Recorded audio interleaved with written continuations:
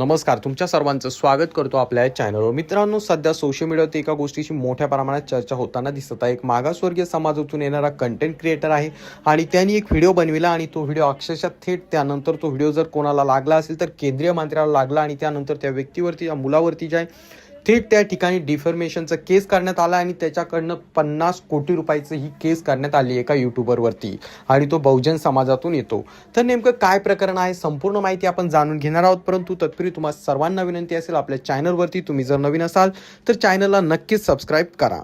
तर आपल्या सर्वांना माहित आहे, केंद्रीय मंत्री असणारे नितीन गडकरी यांच्याबद्दल एक व्हिडिओ बनविण्यात आलेला होता। मुकेश मोहन नावाचा एक मुलगा आहे मित्रांनो, की यूट्यूबर आहे। तो बहुजन समाजातून येतो आणि तो या ठिकाणी जे आहे वेगवेगळे सरकारच्या जे स्कीम असतात किंवा वेगवेगळ्या ज्या गोष्टी असतात त्याबद्दल तो व्हिडिओ बनवत असतो आणि त्यामध्ये त्याने जे आहे गेल्या काही दिवसापूर्वी एक कारावॅन नावाचं एक मॅगझिन आहे, त्या मॅगझिनमध्ये नितीन गडकरी यांच्या परिवाराबद्दल, नितीन गडकरी यांच्याबद्दल एक आर्टिकल आला होता।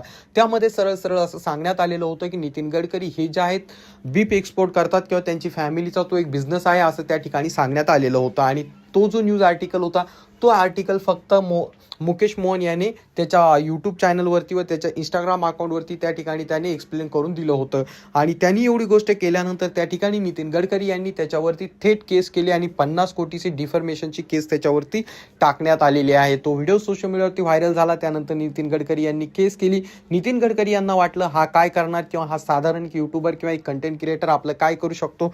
परंतु मित्रांनो, जशी बातमी बाहेर आली की नितीन गडकरी यांच्याकडनं एका व्यक्तीवरती जे आहे केस करण्यात आलेली आहे आणि त्याच्याकडनं जे आहे 50 कोटी रुपयाचं डिफॉर्मेशनची केस करण्यात आली, त्यानंतर ही गोष्ट वाऱ्यासारखी व्हायरल झाली आणि सर्वच्या सर्व लोक जे आहे मित्रांनो मुकेश मोहन यांच्या पाठीशी उभे राहिलेले आहे आणि त्यांना त्या ठिकाणी सपोर्ट देताना दिसत आहे। जेवढे कंटेंट क्रिएटर आहे त्यामध्ये सर्वच जण त्याच्या बाजूने उभे आहे आणि सर्वात महत्त्वाचं ध्रुव राठी हा आपल्या सर्वांना माहीत आहे, त्यांनी देखील याबद्दल व्हिडिओ बनवून तो देखील मुकेश मोहन यांच्या बाजूने उभा राहिलेला आहे।